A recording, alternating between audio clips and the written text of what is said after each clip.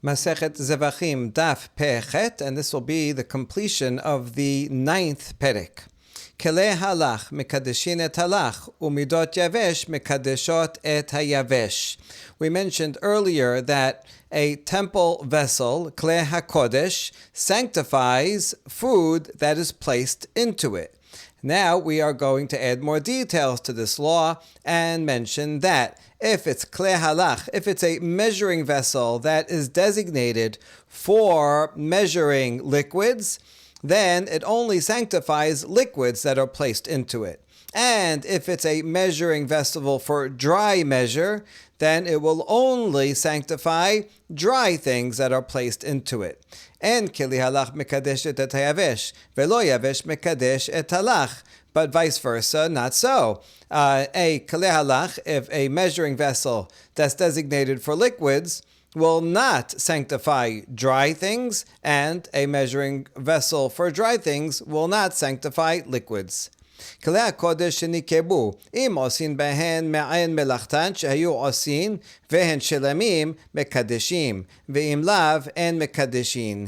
If you have a temple vessel that got a hole in it, if you can still use it in the same way that it was before when it was whole, then it still will sanctify that which is placed into it. For example, let's say you have a measuring cup that's supposed to be a hin, but it's not all the way to the top that it's a hin. There's a line that's, and up to that line is a hin. If it gets a hole above that line, so you don't fill it up all the way, you don't fill it up to where the hole is anyway, it's still usable to measure out a hin because the hole is above that measuring line. Well, in that case, since it's still usable for the same thing or same type of thing that it was used before, therefore it still will sanctify that which is placed into it. However, if it gets a hole on the bottom of it and now it's not usable as in any way like it was before, then it will not sanctify food that is placed into it. V'chulan en mekadeshin ela bakodesh, and all these sanctuary vessels will not make something sanctified unless it's in the temple courtyard. If you take the temple vessel out of the courtyard and put some flour in it, then it will not sanctify that flour. Amar Shemuel, lo shanu el amidot, aval mizrakot mikadeshin, shene'emar shenehem meleim solet. Shemuel says that this law, that something that is designated for liquid only sanctifies liquid and dry for dry, is only when it comes to measuring cups that are designated for measuring. They have a line on it, so it'll be for a certain measurement. However, if it's mizrakot, if it's cups, basins, things that are just generally used for holding liquid, then that will sanctify both liquids and dry measurements. So it's only for the specific measuring cups that is for designated for liquid, only for liquid, and dry only for dry. But if it's a general thing, if it's something that is not for measuring, but simply for holding liquid or dry, then it will sanctify anything. Now, how do we know that? Because it says in Bemidbar chapter 7, this is where the Nisi'im brought their gifts. They all brought the same gift. And it says, Karat kesef achad shoshim u'me'a mishkala mizrak echad kesef shivim shekel b'shegel hakodesh. They would bring a ke'ara, a silver dish, and also mizrak, a silver bowl. And shenehem, both the dish and the bowl, were filled with solet bidula bashemet lemincha, with fine flour mixed with water for a korban mincha. Now, a bowl is something that is used for liquid generally. It's not a measuring cup though, so it's used generally for liquids. And yet here, what are you putting in it? Solet. You're putting flour in it. Flour is a dry thing. So you see that dry things are also fit to go in a bowl sometimes, and therefore the bowl will sanctify dry things, and vice versa. If it's a general bowl for dry things, it will sanctify liquids as long as it's not a measuring cup. Amar le Rav Acha midifti l'Ravina. Mincha lachahi. Rav Acha from midifti es Ravina. Wait, a korban mincha here it says it's mixed with oil. So isn't that considered a liquid? It is flour but mixed with oil, kind of like a batter, but it takes the shape of its vessel, so maybe that should be considered a liquid, and therefore that's why it becomes sanctified. But if it was plain flour alone, or something else that's dry, maybe it would not. Amar le lo nisrecha ela liyavesh sheba. And Ravina answers that when the Kohanim mixed, they didn't mix everything so thoroughly. There was always little pockets, clumps of flour that didn't have any oil. And so when we say it makes it sanctified, we're talking not about the batter part that's mixed well, but rather the part of it that's not mixed, that has just flour. That flour also becomes sanctified, and that's the proof that even something dry will become sanctified in a bowl that is used generally for liquids. That's one answer. Or it's all relative. A korban mincha, a batter, compared to blood, is like something dry. You're right. If you're going to compare it to a piece of meat, then it will be more liquidy than a piece of meat. That's true. But since this thing is designated for liquids like blood, and this, in comparison, is like dry, therefore we can learn from this that a bowl that's usually used for blood will sanctify dry things, not only batter, which is relatively more dry, but anything that is dry. Amar Shemuel, Kelei Sharet, en mekadeshin ela shelemin, en mekadeshin ela melein, en mekadeshin ela mitochan. You need 3 requirements in order for a sanctuary vessel to make something holy. And number 1 is ela shelemin. The vessel has to be whole. It can't have cracks in it, holes in it. And it has to be maleh. It has to be a full measure. If you put only half a measure, 3/4 of a measure of whatever the measure is for that item, then it will not be sanctified if it needs to be a hin, or a certain measurement. And it only makes things sanctified within, from the interior. If you put some flour or something on the exterior of it, then it does not make it holy, only on the inside. That's one version of Shemuel. Another version says, the same, first 2 are the same. Shelemin has to be a whole vessel, it has to be full, and bifnim from the inside. That sounds the same. Mai benaihu, what's the difference between interior and inside?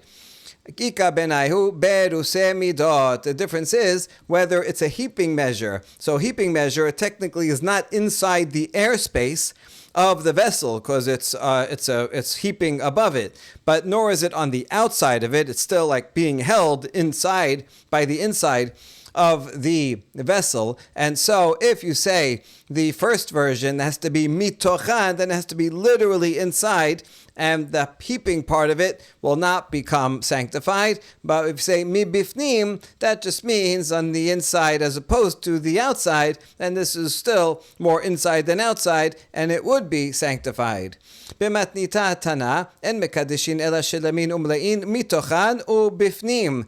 There's a braita that says both of them all put together, that a sanctuary vessel will only make something kadosh if it's whole and it's full and interior and inside.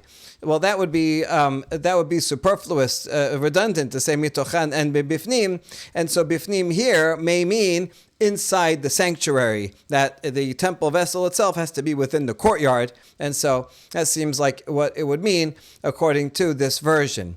Amar Rabbi Aseh Amar Rabbi Yochanan lo shanu ela she'en da'ato lehosif aval da'ato lehosif rishon kodesh.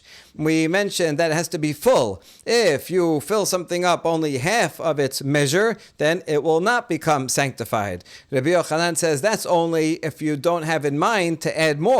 But if you have in mind to add more, then every bit that you put in will become kadosh. So it depends on your intention. If my intention is, I'm going to fill this up halfway and stop, in that case, whatever you put in there is not kodesh. But if your intention is, I'm going to put half now, I'm going to take a break, but I'm going to put more, I'm going to put the other half later. Well, then the first half that you put in is kodesh, and then afterwards, when you fill it back up, when you fill it up, then the rest of it also will become kadosh. So you don't have to fill it up in one shot.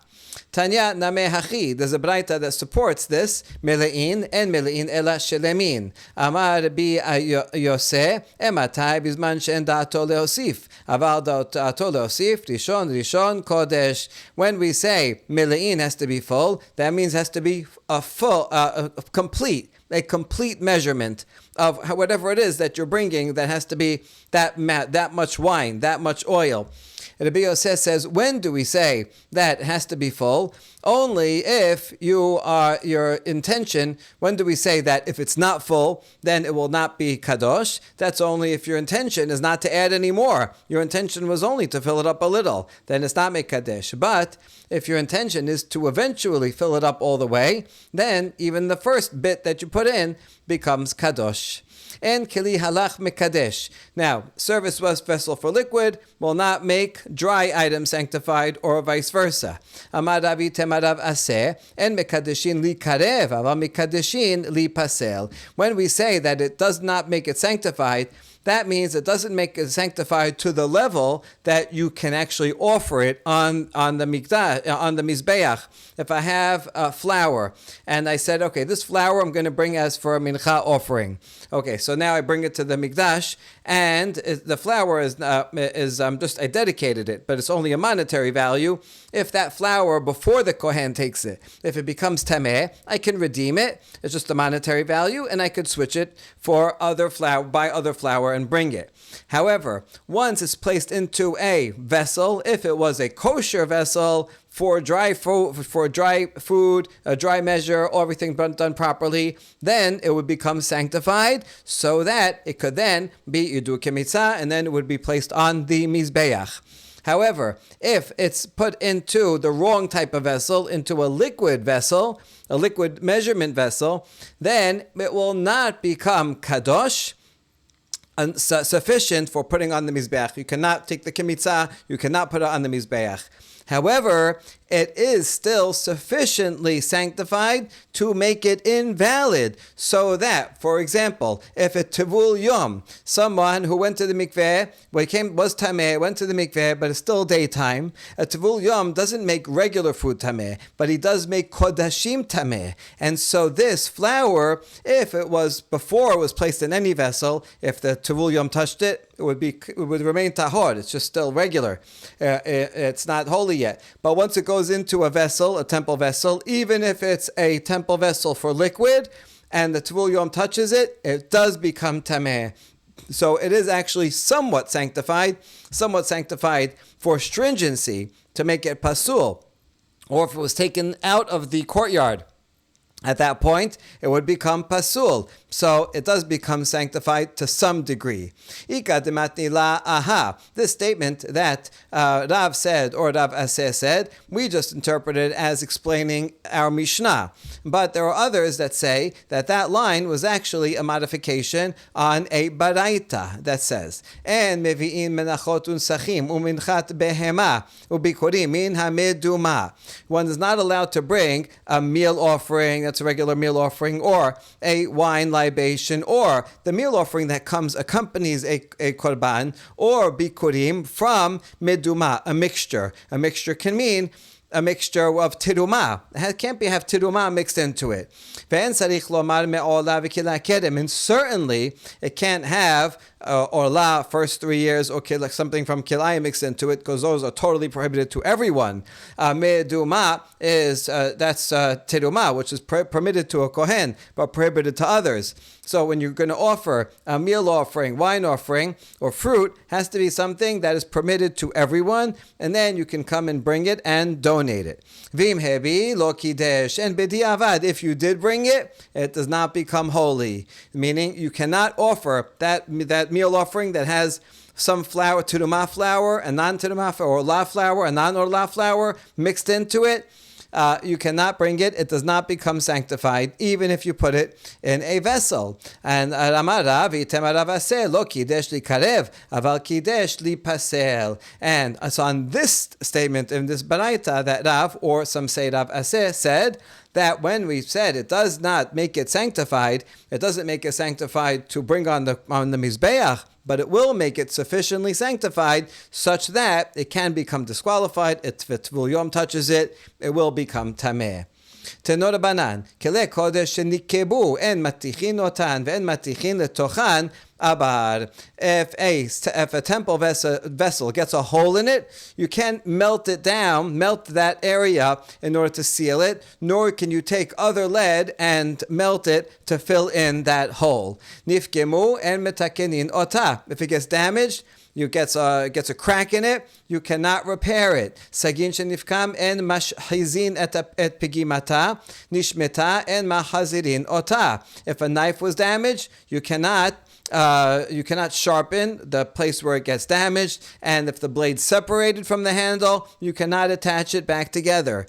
Why not? The reason for all these things is because the Bet HaMikdash is considered a place of wealth. And this is a manner of poverty. For a long time in history, most people were not very rich, and they had one pot, or a couple of pots, and if it got a hole in it, they take it to the smith and they fix the hole and add a layer. But you had to keep using the pots. Nowadays, people are wealthier and pots are cheaper. So nowadays, if someone got a hole in their pot, you wouldn't take it, you couldn't even find a smith to fix it. Instead, you throw it out, you buy a new one. And so, too, the Bet HaMikdash is a place of wealth. And therefore, we're not going to use an old pot that's broken and try to fix it and mend it. Rather, we throw it out and we get a new one.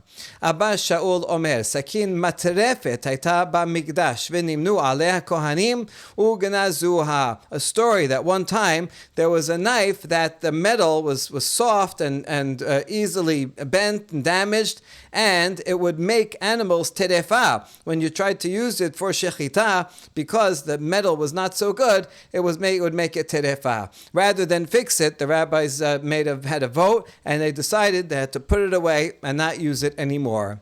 Tenor Rabbanan, bigdei kehuna en osin otam maaseh machat ela maaseh oreg, shene'emar maaseh oreg.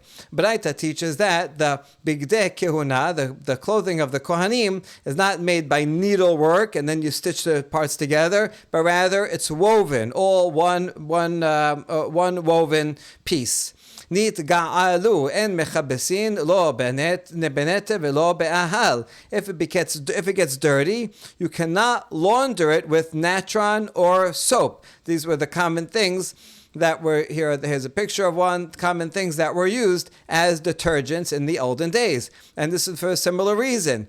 Just like you can't fix a pot, so now something gets dirty, you can't go and wash it. It's dirty, throw it out, and get a new one. You don't have to throw it out in the garbage. But you can't use it for at home because it's holy. Instead, they would take it apart and use the strips of cloth as wicks. So the Kohanim could use it as wicks.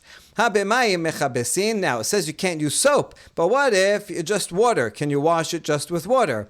Abaya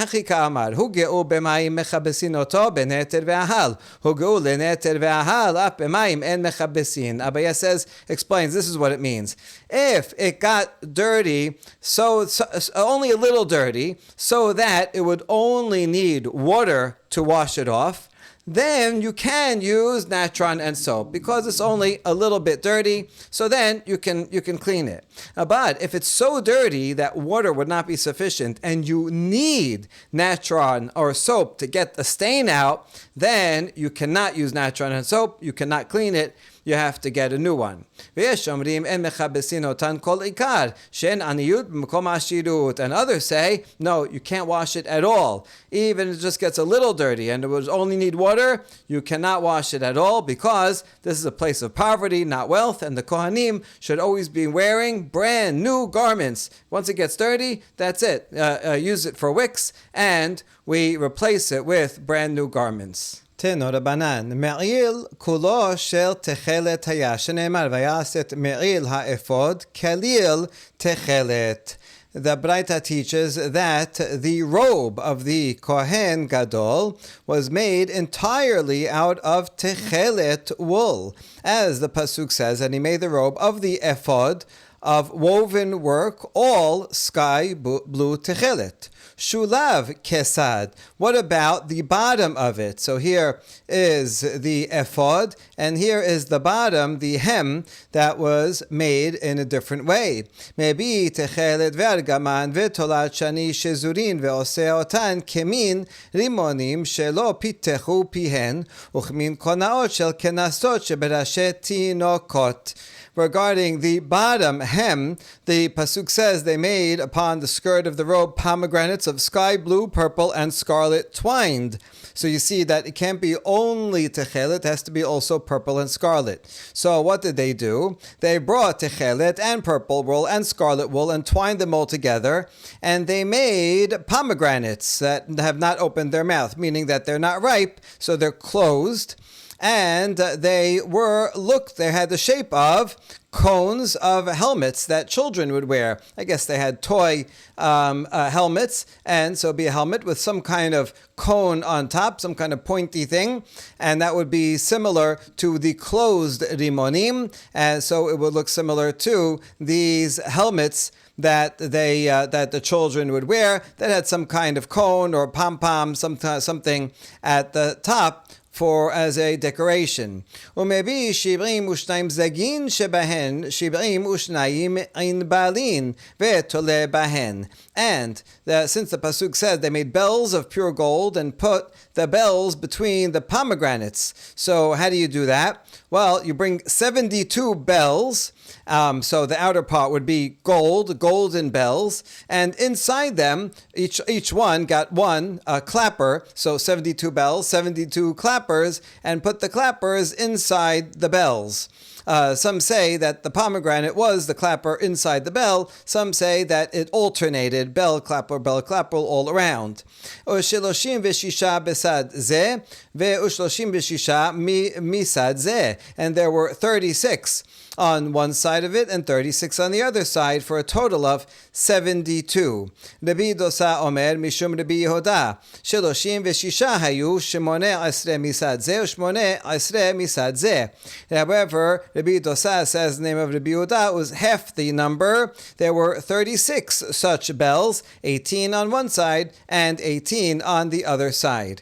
Amar Rabbi Inini bar Sason kemachloket kan kach machloket bemarot negaim. Rav Inini bar Sason says, just like there is a machloket regarding the number of bells, how was it this many or half that many, so too there is a similar controversy regarding the number of types of shades of leprous marks. How many are there? Titnan marot negaim. Rabbi Dosa ben Hankinas omer shiloshim v'shisha. Akabya ben Mahalalel omer shivim as the Mishnah says in Masechet Negaim, that Rabbi Dosa ben Harkinas says there are 36 shades of Sarat marks, and Akabya ben Halel says no, there are 72 types.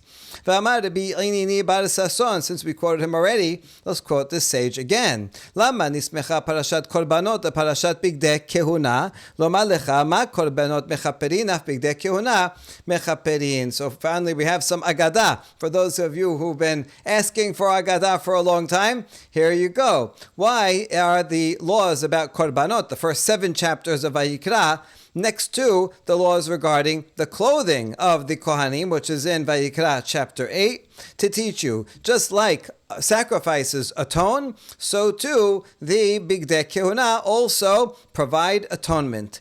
And each of the Begadim provides specific atonement for a different type of sin. Ketonet mechaperet al shevichut dam shene'emar vayishchatu se'ir izim vayitbelu atakutonet ba'dam. Ketonet atones for bloodshed. As it says, when the brothers make believe that Yosef was killed by an animal, it says they take his coat of many colors called ketonet and they dip it in blood. Now they didn't actually kill him. Well, they almost did, but they made believe that they killed him. And so, just like we have ketonet there in blood, so too the ketonet worn by the Kohen Gadol will atone for certain types of murder, as we will discuss further. Michnasai mechaperet al gilui adayot shenemar v'aseh lahem michnaseh bad lechasot et besar. And the pants that the Kohen wears, that is an atonement for forbidden sexual relations, as the pasuk describes that these pants will be to cover the flesh of their nakedness, so that the Kohanim, if they were only wearing open robes, then they would not be so modest, and so these pants will achieve modesty and atone for acts of immodesty. Misnefet mechaperet al gaseh haruach minayin amar Rabbi Chanina yavo davar shebegovah veichaper al govah. The hat will atone for arrogance. And how do you know that? Rabbi Chanina explains that we bring something that is high up on someone's head, and that will atone for haughtiness, when someone makes themselves more important and higher than everybody else. Abnet mechaper al hirhur haleb hecha deiteh. The belt atones for thoughts of the heart, negative thoughts, because that's where the belt is. The belt was worn high up on the chest, near the heart. Hoshen mechaper al hadinin shene'emar ve'asita hoshen mishpat. The choshen, the breastplate, that will atone for civil laws, judgments. As it says, make a breastplate of judgment, choshen mishpat. Ephod mechaper al avodah zarah shene'emar en ephod utrafim. The ephod will atone for idolatry, as Hosea says, without ephod or terafim, which they are learning as, if there is no ephod, then there will be terafim. Terafim is a type of idol. That means if there is an ephod, then that will atone for a sin of terafim. Me'il mechaper al lashon hara minayin amar Rabbi Chanina yavo davar shebekol v'chaper al kol hara. The coat of the Kohanim will atone for Lashon Hara, the robe. And how do you know that? Because it's midah keneged midah. We bring something that is outward, that produces sound. That's the robe that has bells on it that make sound, and that will atone for sound of Lashon Hara that is said in public. Vesis mechaper al azut panim, basis ketib, v'haya al mesach aharon, bazut panim ketib, mesach isha zona haya lach. The seats, the front plate that is on the forehead of the Kohen Gadol, that will atone for brazenness, as it says regarding the seats that's on the Aharon's forehead. And we talk about brazenness as mesach isha zona. It's a woman who is a zona, who has no shame. She is brazen-faced. So that's called metzach isha zona. And so the mesach is a place that represents brazenness. Ini. Now that's the end of this list. But now we ask a question on two of the items. Ve'amar Rabbi Yoshua ben Levi, shenei devarim lo masinu lehen kapara bekorbanot, masinu lo kapara b'machom acher. Ve'elu hen shefichut damim ve'lashon hara. Rabbi Yoshua ben Levi says there are two items where we do not find that any of the korbanot atone for these two sins, but we do find that they can be atoned in other manners, in other ways, and that is bloodshed and lashon hara. Where do we see that? Shevichut damim me'egla rufa, ve'lashon hara me'ketoret. Bloodshed with the heifer whose neck is broken when you see a murder and you see someone killed and we don't know who it is. A murder mystery. We can't find who it is, so there's no korban per se that atones for that, but rather egla rufa. Egla rufa, it is an animal that you kill, but it's not a sacrifice. You don't do shechita, you break it from the back, and you don't bring it to the Bet HaMikdash. So while it is an animal rite, it's not a sacrifice. And lashon hara is atoned from ketoret, which is done in the Mikdash. It's true, but it's not a korban. The Tane Rav Hananya, minayin laketor shemechaper shenemar vayten et haketoret vaychaper et ha'am. And how do we know? We don't need a pasuk for egla rufa, because that's the simple reading. Egla rufa is for murder mystery. But how do you know that ketoret atones for lashon hara? Because it says that Moshe and Aharon, when there was a plague, the people spoke out against Moshe and Aharon during the time of Korach, and there was a plague, and in order to stop the plague, Aharon had to put incense and make atonement for the people, and then the plague stopped. And so that was the sin of lashon hara, stopped by ketoret. ותנה דבר רבי ישמעאל, מה כתור מכפר על לשון הרע? יבוא דבר שבחשאי ויכפר על מעשה חשאי. And furthermore, there's a braita from the school of Rabbi Yishmael that says, what does ketoret atone for? For lashon hara. Bring something that is done privately and let it atone for something that was done in private. The ketoret was done by the kohen inside the kodesh. Nobody else was in there. Nobody else could see it.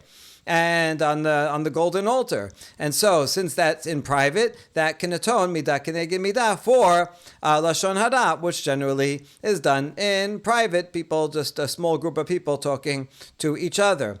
Kashya lashon hara al lashon hara, kashya shvichut damim shvichut damim. And so now we ask, we have lashon hara over here. You told me that lashon hara is atoned for by the ketoret, but beforehand you said it was by the robe that makes noise, like lashon hara makes noise. And shefichut damim, beforehand we said that shefichut damim is by the tunic, because the ketonet that they dipped in, that was because the same word as what the brothers of Yosef dipped in the blood. But here it says that the eglarufa is what atones for it. So which one is it? La kashya ha didiya man katle ha de la yediya man katle. No, there's no problem. The one is talking about when you know who killed him. One is when you don't know who killed him. If you know who killed him, then that is atoned for by the ketonet. When you don't know who killed him, then you need the igla rufa. We ask about that.